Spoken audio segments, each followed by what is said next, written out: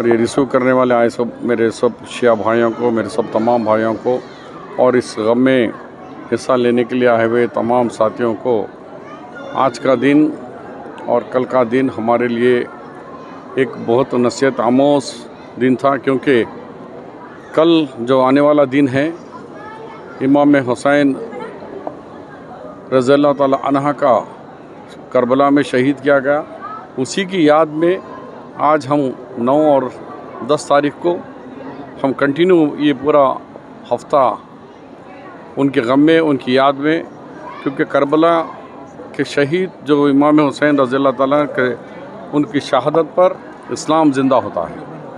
और इस्लाम के लिए जो उनके नाना हज़रत मोहम्मद मुस्तफ़ा सल्लल्लाहु अलैहि वसल्लम ने उन्होंने पहले इरशाद फरमाया कि आपकी मौत ऐसी होगी कि फिर इस्लाम ज़िंदा होगा। तो नाना के इस्लाम को ज़िंदा करने के लिए उन्होंने अपने आप को शहीद होना पसंद किया, लेकिन कंप्रोमाइज़ होना पसंद नहीं किए।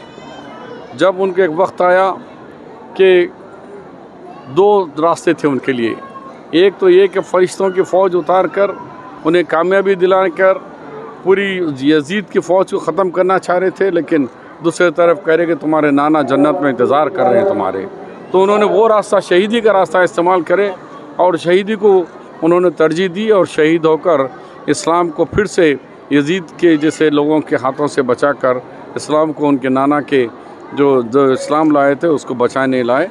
ये वाक़ई हमारे लिए काबिल है कि उनके जो शहीद हुए थे उसको इस्लाम को जो ज़िंदा रखा था हम उसी को रख रहे हैं। और दूसरी बात, जो गाज़ा के मुसलमानों पर जिस तरीके से 50 से 60 हज़ार नहते गाज़ा के मुसलमानों को शहीद कर दिया गया इज़राइल की फ़ौज ने, और दुनिया देखते रही, तमाशा देखते रही।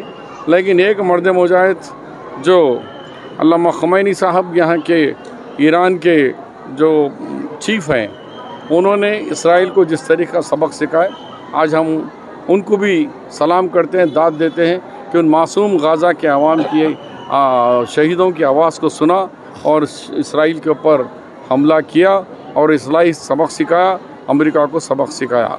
यही हमारा मैसेज है। मुसलसिल जो 9 मुहर्रम को आया, अरे भाई, पहले में और अब में फ़र्क क्या है? हमारे पास 2 जने पहले राजस्थान वाले लिए पैसे 1.5 lakh, government permission central government से नहीं आया।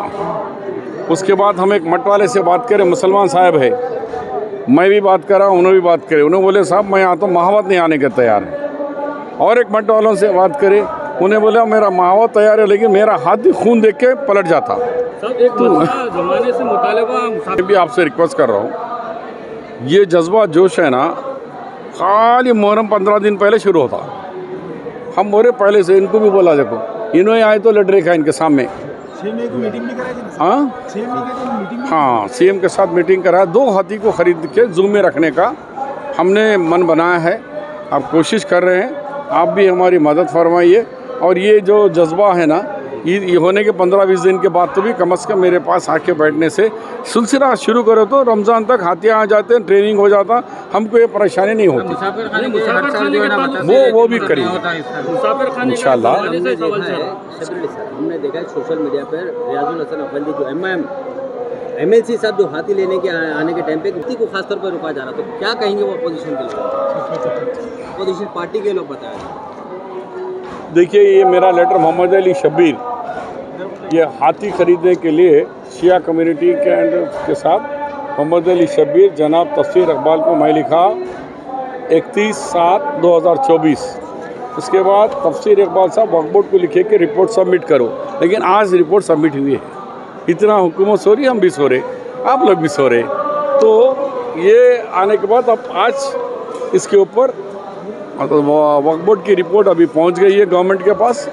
जल्द से जल्द गवर्नमेंट में रिपोर्ट होगी, फिर उसके बाद हम जू वालों से, फॉरेस्ट वालों से, हम लोगों से सीएम साहब के पास मीटिंग होगी। उसके अंदर 2 हाथियों के, एक ने 2 खरीदने की कोशिश कर रहे हैं।